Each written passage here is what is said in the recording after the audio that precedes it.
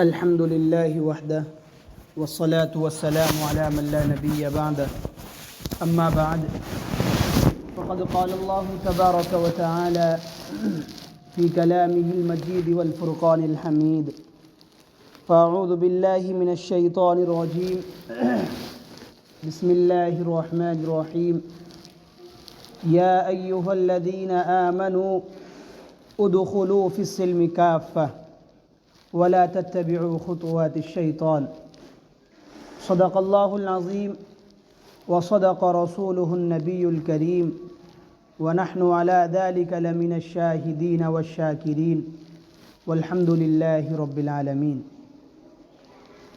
بزرگان محترم اور برادران عزیز، قرآن کریم کی ایک آیت کا ٹکڑا میں نے آپ کے سامنے تلاوت کیا۔ اللہ رب العزت اس آیت کے اندر ایمان والوں کو مخاطب کر کے فرما رہا، یا ایھا الذین آمنوا، اے ایمان والو، ادخلوا، داخل ہو جاؤ، ادخلوا، داخل ہو جاؤ، فی السلم کافہ، اسلام کے اندر پورے کے پورے۔ ایمان والوں کو خطاب کر کے اللہ رب العزت یہ بیان کر رہا کہ اے ایمان والو، اسلام کے اندر پورے کے پورے داخل ہو جاؤ۔ اب ایمان کیا ہے، اسلام کیا ہے، پہلے آپ یہ سمجھ لیں۔ ایمان دل کی کیفیت کا نام ہے۔ دل سے کسی چیز کو مان لینا، اس پر سر تسلیم خم کر دینا، اس کو ایمان کہتے ہیں۔ اور اسلام یہ اس ایمان کے تقاضے ہیں۔ یہ صبح سے شام تک جو ہماری زندگی ہے، مسجد کے اندر آنا، نماز کا ادا کرنا، گھر پر پہنچ کر نبی کے مطابق اپنی زندگی کا گزارنا، شوہر بیوی جو ازدواجی زندگی جس کو بولا جاتا ہے، اس زندگی کو شریعت کے مطابق کرنا اور کر کے دکھانا، یہ اسلام ہے۔ کہنے کا مطلب یہ ہے کہ ایمان یہ دل کا نام ہے، دل کی کیفیت کا نام ہے، اور اسلام یہ اعضائے جوارح، ہمارے ہاتھ، ہمارے پاؤں، ہمارے کان، ہماری آنکھیں، ان چیزوں سے جو چیز صدور ہوتی ہے، ان چیزوں سے جو چیز نکلتی ہے، اس کو اسلام کہتے ہیں۔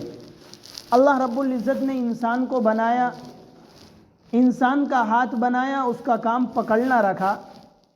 اسی طریقے سے پیر بنایا، اس کا کام چلنا رکھا۔ کان بنایا، اس کا کام سننا رکھا۔ آنکھوں کو بنایا، اس کا کام دیکھنا رکھا۔ اسی طریقے سے انسان کی پوری باڈی کے آپ اعضاء کو دیکھ لے، ہر ایک کا کام الگ ہے، لیکن اللہ رب العزت نے اس دل کی سے جسم کے اندر ایک عضو ایسا بنایا کہ جس کو دل کہتے ہیں، جو تمام اعضاء کا سردار ہے۔ ہمیں یہ بھی سمجھنا چاہیے کہ ہم ہاتھوں کو جانتے ہیں کہ ان کا کام کیا ہے، پاؤں کو جانتے ہیں کہ ان کا کام کیا ہے، آنکھوں کو جانتے ہیں کہ اس کا کام کیا ہے، کان کو جانتے ہیں اس کا کام کیا ہے، زبان کو جانتے ہیں کہ اس کا کام کیا ہے۔ ہر ایک عضو کا الگ کام ہے۔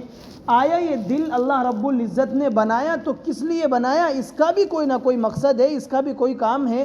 تو میرے دوستو، دل کا کام ہے محبت کا کرنا۔ دل کا کام کیا ہے؟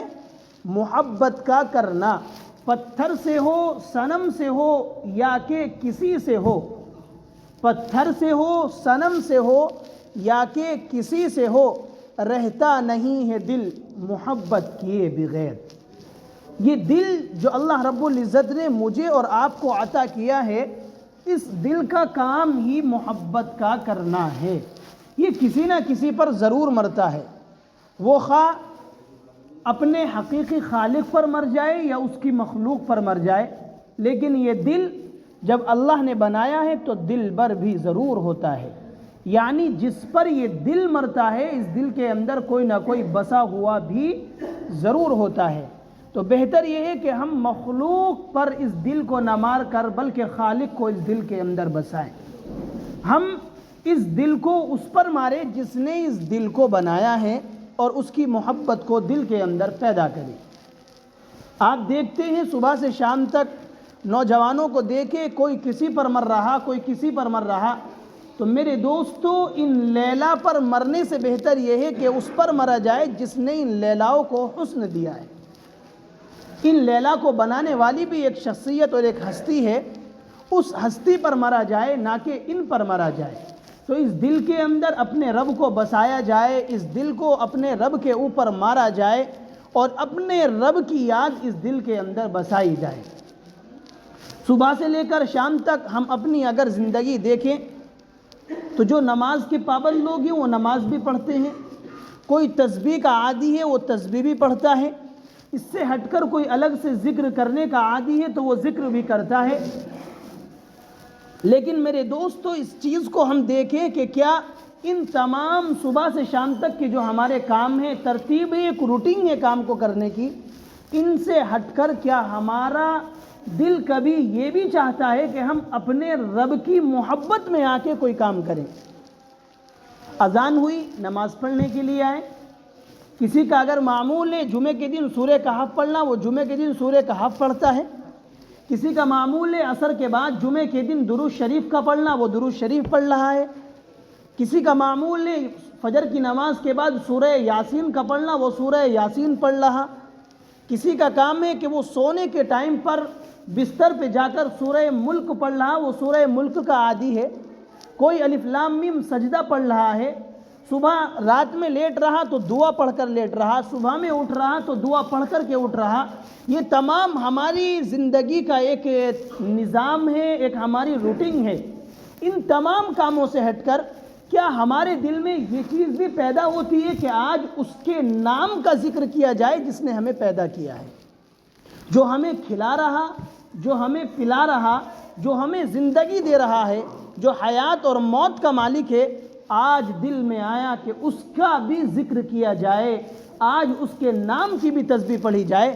کیا ایسا ہمارے سامنے کوئی وقت آتا ہے؟ یہ چیز ہمارے سوچنے کی ہے۔ آپ اپنے فون کو اٹھا کر کے دیکھیں، صبح سے لے کر شام تک جب سے آپ کی آنکھ کھلی ہے اور جب تک آپ کا سونے کا وقت ہے، آپ اپنے موبائل کی ڈیٹیل نکالیں، آپ نے صبح سے لے کر شام تک کس کس کو کال کی اور صبح سے شام تک آپ کے پاس کس کی کال آئی، تو ایک بہت لمبی فہرست صبح سے شام تک روزانہ تیار ہو جاتی ہے۔ اگر اللہ رب العزت، اور اس میں کتنی مرتبہ اس لسٹ کے اندر کوئی بندہ ایسا ہوتا ہے کہ دن میں کئی مرتبہ اس کو کال لگائی ہے اور کئی مرتبہ اس کی کال آئی ہے، وہ تمام چیزیں درست ہے، لیکن کیا اگر اللہ رب العزت نے مجھ سے اور آپ سے یہ سوال کر لیا، اے میرے بندے، تو نے اپنے متعلقین کو، اپنے ملنے والوں کو، اپنے ساتھ اٹھنے بیٹھنے والوں کو صبح سے شام تک انگن مرتبہ یاد کیا، اے میرے بندے یہ بتا کہ جس نے تجھے صبح موت سے زندگی دی تھی، یہ نیند جو ہے موت کی بہن ہے، کہ اگر میں نے تجھے جو موت سے زندگی عطا کی تھی، تو بھوکے پیٹ اٹھا تھا، میں نے صبح ہی تیری روزی کا انتظام کیا، تیرے پانی کا انتظام کیا، اے میرے رب، اے میرے بندے بتا، تو نے اپنے ساتھ اٹھنے بیٹھنے والوں کو تو اتنی مرتبہ یاد کیا، بتا مجھ خالق کو کتنی مرتبہ یاد کیا؟ تو میرے دوستو ایسے لوگ بہت ہی کم ہوں گے جو اپنا کچھ نہ کچھ وقت نکال کر اپنے رب کو روزانہ یاد کرتے ہوں گے۔ تو جس طریقے سے ہم مخلوق کو یاد کر رہے ہیں، ایک دوسرے کو سلام اور ہائے اور ہیلو کہہ رہے ہیں، اسی طریقے سے ہمیں چاہیے کہ ہم صبح سے شام تک اپنے رب کی یاد میں بھی وقت کو گزاریں، کوئی نہ کوئی وقت ہم اس انداز کا نکالیں کہ ہم اپنے رب کو یاد کریں اور اپنے رب کو یاد کر اپنے رب کی محبت کو ہم دل کے اندر بسائیں۔ ایک بزرگ کے بارے میں آتا ہے کہ وہ امریکہ گئے، وہاں گئے، جانے کے بعد متعلقین سے ملنے کے بعد ایک صاحب نے کہا کہ حضرت چڑیا گھر گھومنے کے لیے چلنا ہے۔ حضرت نے کہا کہ چلیے۔ وہ چڑیا گھر پہنچنے کے بعد انہوں نے کہا کہ مجھے وہاں پر لے کر چلو جہاں پر شیر رہتا ہے، جہاں پر شیر رہتا ہے۔ وہ اس کٹی میں پہنچے، اس جگہ پر پہنچنے کے بعد انہوں نے دیکھا ایک بہت بڑا جال بنا ہوا ہے، بہت بڑا میدان ہے، بڑی محفوظ جگہ ہے شیر کے ٹہلنے کے لیے، گھومنے کے لیے، پھرنے کے لیے، اس میں جگہ بھی کافی ہے اور وہ لوگوں تلک نہ آئے اس چیز کے لیے بہت بڑا جال بھی لگا ہوا ہے۔ حضرت وہاں پر کرسی ڈال کر بیٹھے اور بیٹھنے کے بعد ٹکٹکی لگائے، شیر کی طرف دیکھتے رہے۔ شیر ان کو دیکھتا رہا، دہاڑتا رہا، گھومتا رہا پھرتا رہا، لوگ آتے رہے، پورے زو اور چڑیا گھر کے اندر لوگ گھومے، ان کے متعلقین گھومے، لیکن حضرت شیر کے سامنے بیٹھے رہے اور اس کے سامنے سے نہیں ہٹے۔ کافی وقت گزرا، جب گھومنے کا تمام وقت ٹکٹ کا مکمل ہو گیا، حضرت نے ایک لمبی سانس لی اور لمبی سانس لینے کے بعد کہا کہ اے میرے دوستوں، میرے ساتھیوں، اے میرے ساتھ چڑیا گھر آنے والوں، بتاؤ کہ جب اس شیر کو دیکھ کر دل کے اندر یہ ہیبت آ رہی ہے کہ ایک محفوظ جگہ میں یہ موجود ہے، یہ ہم تک نہیں آ سکتا، اس کے بعد اس کے سامنے بیٹھتے ہوئے اتنی خشیت اور خوف طاری ہو رہا ہے، تو ذرا سوچو کہ جس رب نے اس شیر کو بنایا ہے، کل قیامت میں جب ہم اس کے سامنے آئیں گے تو کس طرح اس کے سامنے آ سکتے ہیں۔ تو میرے دوستو، اللہ رب العزت کی دو صفتیں ہیں، ایک جلالی صفت، ایک جمالی صفت، دو صفتیں، ایک جلالی صفت اور ایک جمالی صفت۔ اللہ رب العزت نے چرند پرند بنائے ہیں، تو ان چرند پرند میں دونوں طرح کی صفتیں پیدا کی ہے۔ کچھ جانور، کچھ پرندے، کچھ چرندے اس طرح کے ہیں کہ جن کے اندر صفت جمالی اللہ رب العزت نے رکھی ہے کہ بندہ ان کے قریب لگتا ہے، اور کتنے جانور ایسے ہیں کہ ان کے اندر صفت جمالی رکھی ہے، جلالی رکھی ہے۔ صفت جمالی کی ایک دو مثال دیکھیے۔ ایک تتلی ہوتی ہے، اور تتلی کو اللہ رب العزت نے اتنا نازک اور خوبصورت بنایا ہے کہ بندہ اس کو ہاتھ میں لیتا ہے، وہ ہاتھ پہ بیٹھ جائے تو ہاتھ کو نہیں ہلاتا، یعنی اتنی نازک کہ اگر آپ اس کے پر پکڑ لیں تو وہ خراب ہو جاتے ہیں۔ جیسے کہ آج کل شادی بیاہ میں اگر آپ جائیں اور جانے کے بعد اپنی بیوی کو تلاش کریں، اور تلاش کرنے کے بعد اگر یہ ناخن اس طرح اس کے چہرے پر پھیر دے شام میں، تو آپ کا ناخن بھرا ہوا آئے گا۔ کیوں؟ اس لیے کہ وہ تتلی بنی پھر رہی اور اتنا فیس پاؤڈر لگا رکھا ہے کہ وہ اس کے پرت جمی ہوئی ہے۔ تو جس طریقے سے عورتوں کے اوپر آج کل یہ پرت لگی ہوئی ہوتی ہے، اسی طریقے سے بہت باریک پاؤڈر کی طریقے سے تتلی کے پروں پر ہوتا ہے کہ اگر آپ اس کو ہاتھ لگائیں تو وہ پاؤڈر آپ کے ہاتھوں پر منتقل ہو جائے گا اور پھر اس کو اڑنے میں پریشانی ہوتی ہے۔ اسی طریقے سے مور اللہ رب العزت نے پیدا کیا کہ اگر مور کہیں بندے کو دکھ جائے تو بندہ چلتا ہوا رک جائے اور مور کی خوبصورتی کو دیکھنے لگے۔ اسی طریقے سے آپ اس کے اپوزٹ دیکھیں، ان کے اندر صفت جمالی ہے، ایک خوبصورتی والی صفت ہے۔ اس سے ہٹ کر اللہ رب العزت نے جانور بنائے۔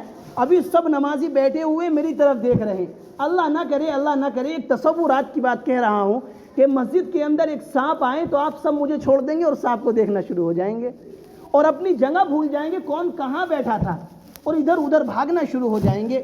اسی طریقے سے آپ کے سامنے اگر بچھو آ جائیں آپ اپنے ہوش بھول جائیں گے۔ شیر تو بہت بڑی چیز ہے، یعنی یہ چھوٹی چھوٹی چیزیں، ان کے اندر اللہ رب العزت نے صفت جلالی رکھی ہے۔ تو آپ خود سوچیں، اتنی سی چیز کہ اگر ہمارے سامنے آ جائے، اگر اتنا بڑا سانپ مسجد میں آئے تو گھر پہ جا کے یہ کہیں گے اپنی بیوی سے جو مارے گا اس کو کہ اتنا بڑا تھا جو میں نے مارا ہے۔ تو اتنی چھوٹی بھی اتنی بڑی دکھ رہی، کیوں؟ اس لیے کہ اس کا خوف دل میں اتر گیا، اور اپنی بہادری کو ثابت کرنے کے لیے یہ کہے گا کہ ایناکونڈا کی تو طرح تھا، اور جبکہ وہ جھاڑو کی سیخ پہ اٹھا رکھا تھا اس نے، لیکن اس کو ایناکونڈا سے تعبیر کر کے کہے گا اتنا بڑا سانپ میں مار کے آیا ہوں۔ تو آپ خود سوچیں کہ جو اتنی چھوٹی چیز جب اس کی ہیبت دل کے اندر اس طرح ہے کہ اس کو دیکھنے کے بعد جبکہ معلوم ہے اس سے بچنا کیسے ہے، اگر ہاتھ میں ڈنڈا ہے، عصا ہے، بچ سکتے ہیں، اس کو مار سکتے ہیں، اللہ نے اتنی قوت اور طاقت دی ہے، عقل دی ہے۔ آپ خود سوچیں کہ جب اس مخلوق کے سامنے ہمیں آتے ہوئے روئے کھڑے ہو جاتے ہیں، تو جب اس خالق کا سامنا ہوگا تو میرے دوستو اس وقت کیا کیفیت ہوگی۔ تو اس لیے ہمیں چاہیے کہ ہم اپنے صبح سے شام تک کی روٹین کو دیکھیں، اور دیکھنے کے بعد کوئی نہ کوئی وقت ایسا نکالیں کہ ہم اپنے رب کی یاد اس دل کے اندر تازہ کریں، کیونکہ جسم کے جتنے اعضاء ہیں اس میں صرف ایک ہی عضو ایسا ہے کہ جس کے اندر اللہ رب العزت نے محبت کا مادہ رکھا ہے کہ وہ کسی نہ کسی پر مرتا ہی ہے، چاہے خالق پہ مار لیں یا مخلوق پر مار لیں۔ یہ دل جب بنایا ہے تو دل پر بھی ضرور ہوگا۔ جو شروع میں نے شعر پڑھا تھا وہ شعر دوبارہ پڑھ دیتا ہوں کہ پتھر سے ہو، صنم سے ہو، یا کہ کسی سے ہو، پتھر سے ہو، صنم سے ہو، یا کہ کسی سے ہو، رہتا نہیں ہے دل محبت کیے بغیر۔ تو جب اس دل کے اندر کوئی نہ کوئی دلبر ضرور ہوگا تو میرے دوست تو بہتر ہے کہ مخلوق پر نہ مار کر اس دل کے اندر اپنے خالق کو بسایا جائے، اپنے رب کی یاد تازہ کی جائے، اور وہ اعمال کیے جائیں کہ جن اعمال کو کرنے سے رب دلوں میں اتر جاتا ہے اور رب کی محبت دلوں میں آ جاتی ہے۔ دعا کرے کہ اللہ رب العزت جو کچھ کہا گیا اس پر عمل کی توفیق عطا فرمائے۔ وقت مکمل ہو چکا، اللہ تعالیٰ اپنی مرضی کے مطابق اور نبی علیہ الصلاۃ والسلام کے طرز زندگی کے مطابق ہمیں اپنی زندگی کو گزارنے کی توفیق اور طاقت عطا فرمائے۔ جب تک ہم زندہ ہیں اس وقت تک نبی کی اطاعت کرنے کی ہمیں توفیق عطا فرمائے۔ اس دنیا سے جانے کے بعد نبی کی شفاعت نصیب فرمائے، مرتے دم ایمان پر خاتمہ ہم سب کو نصیب فرمائے۔ آمین وآخر دعوانا الحمدللہ۔